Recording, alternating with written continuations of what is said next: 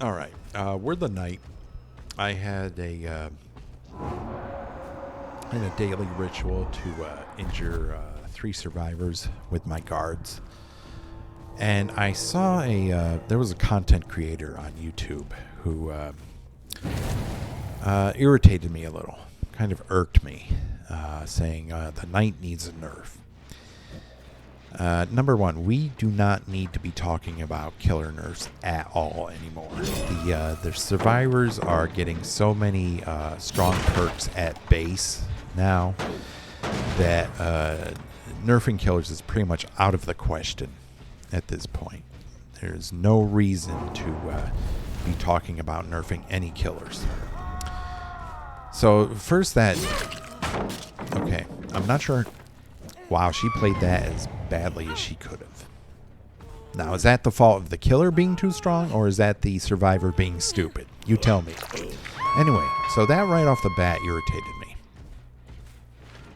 And he said the reason why the knight needs nerfing is because of this build here that I'm using and trying out. So I'm using the perks Lethal Pursuer, Nowhere to Hide, Call of Brine, and Eruption. And the add-ons that I am using are the one that increases the guard's circle of detection by like 4 meters, and the other one that extends their chase against survivors for like 4 seconds, I think. Okay, that is annoying. I cannot get her on a hook now. Fortunately, I am the knight, so I can just drop her and plop a guard down and keep her in this area for a little bit. But yeah, that is extremely annoying. That Michaela needs to die now. There's no question about it. I can't have her going around breaking my hooks like that. It would be if the killer would, let's say. Let's come up with a scenario where it would be the equivalent of the killer doing what they did to my hook. So I'm sure there would be a huge outcry if the killer could do this. But let's say how a survivor breaks a hook when you're going to it to put another survivor on it. So let's compare it to this. The killer can break a generator that's being worked on, and they essentially break it for let's just say 5 seconds. I don't know how long a broken hook lasts at base. I'm not sure how long it stays broken, but let's just say 5 seconds. The killer can kick a gen. It stays broken for 5 seconds. Okay. Killer doesn't have to do anything else to keep it broken, meaning the survivors can't work on it for 5 seconds. Could you imagine the outcry there would be by the survivor community if killer was given that kind of power? And yeah, you're going to say, well, the survivors can only sabotage hooks with toolboxes or with the perk Saboteur. And that's fair. Okay. I understand. But still, it's extremely annoying when you're going up against it and your objective is to hook survivors, and they basically make it impossible for you to do your objective. So I just want you to imagine the outcry there would be if survivors had to go against that. And killers just got that, say, as a perk. Say a perk allowed them to kick a generator. It regresses at say 400% speed, and it stays broken for 5 seconds. And what I mean by that is the survivor cannot work on the generator. It's locked up by the entity or whatever for 5 seconds right after kicking it. So I'm not talking about deadlock when another generator gets finished. I'm talking the killer has complete control as to over. Okay, she had decisive strike. That really doesn't matter anymore. She's still going down. So the killer has complete control as to when the generator gets locked up. So right after kicking it, the regression rate is at 400%, and it stays locked up by the entity right after you kick it for 5 seconds. The outcry for that perk to get nerfed would be enormous. It would be enormous. And yet I see all the time these survivors sabotaging hooks with either toolboxes or saboteur. And there's hardly a peep from anyone about that, even though it's basically doing the same thing that I outlined in that scenario. It's denying the killer the ability to do his objective. So, yeah. Just let that roll around in your head for a little bit. So as I was saying anyway about this content creator, this is the exact same build he was using. And we're doing okay. Not as well as I would like. We have 2 generators left to protect, and I've only gotten like 3 hooks.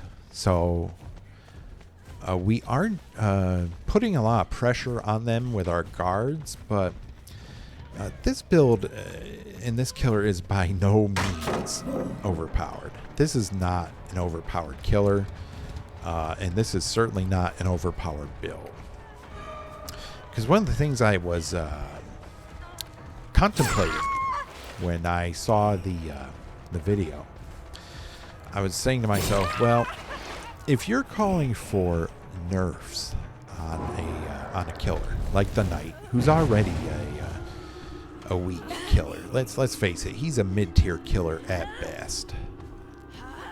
And if you're calling for nerfs because of how you performed, you are not looking at a number of factors.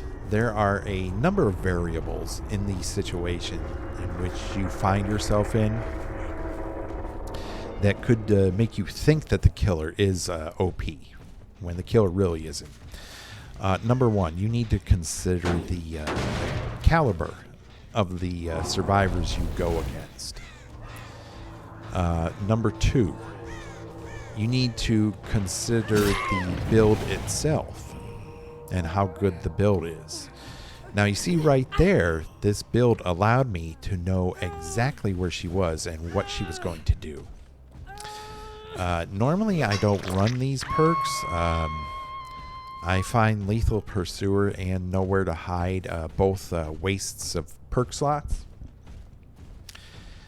And Call of Brine is okay. And Eruption's a good perk, but that's about it. So I don't even normally run a build like this.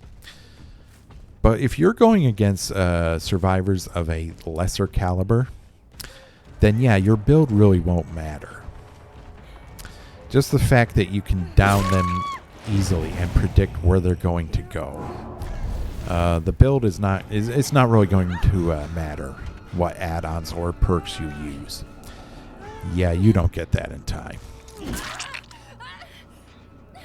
Okay, she played that extremely poorly. That was very stupid. I understand her teammate was on deck, but that was a very bad play by her. And this is the thing. No survivor in their right mind is going to, number 1... Okay. There are no hooks in the area now. I have to drop her. This is another thing that I mentioned in a previous video. How the game itself creates dead zones when survivors are sacrificed to the entity. This needs to stop. A hook should not be destroyed simply because a survivor is killed on it. That's stupid. So now she's going to have to sit on the floor. I am not going to. I'm not going to make any extra effort to put her on a hook because she will wiggle off. So for what she did, honestly, she can bleed out. I am not interested in her fun at all. She made the game extremely unfun for me. So, yeah. She can lay on the ground and contemplate her life choices. And no, game, I did not mean to do that. I meant to pick her up. Okay. But as I was saying earlier, yeah, is it the build? Is it the fact that you're playing better? Or is it the fact that there are survivors of a very poor quality that you're going against? Because when I see these blanket statements made, like this killer needs a nerf because he is just too powerful, he's too oppressive. When I see blanket statements like that made, I just have to, I have to laugh. Because you are not taking into account all the other variables that allowed you to get that win. So I would definitely next time consider the variables. Consider who you're going against. Consider whether or not the build itself was good. Consider whether or not it made a difference in terms of who you're going against. Because against a competent team, I mean, these guys weren't competent at all, I think. That Michaela went down for no reason. No survivor in their right mind is going to say, okay, I couldn't get the sabotage in time on this hook. I would think I will try again. And then stay there long enough for the killer to down them. That was a very bad call. I don't know why she did that, but she basically killed herself by doing it. So yeah, I mean we have 2 gens left. It's not the most efficient in terms of generator control, and I really don't like being in 2 gens. I like being able to control the gen progress a little more. So right off the bat, this build has that going against it. But in this match, it really didn't matter. The caliber of the survivors, they weren't top notch, that's for sure. They weren't the kind of players that I normally go against. Not even a Swift, just a player with a brain would have done better. So yeah, I don't know what that content creator was talking about in terms of the knight needing a nerf. He most certainly does not need a nerf. He needs buffs, if anything. Because you're going to win. If I played any killer, I would have won that match. So, yeah. Just think about these things before you actually blurt out these blanket statements. Put a little thought into these points of view.